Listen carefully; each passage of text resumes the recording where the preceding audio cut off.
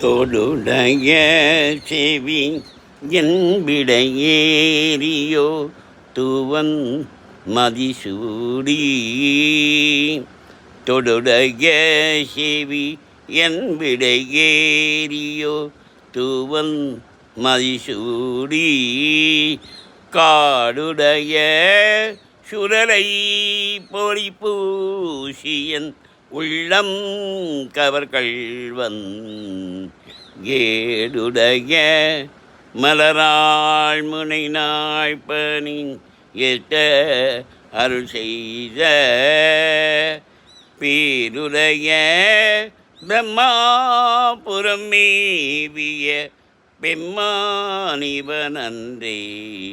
பிடுடைய பிரம்மாபுரம் மேவிய பெம்மானிவனன்றே.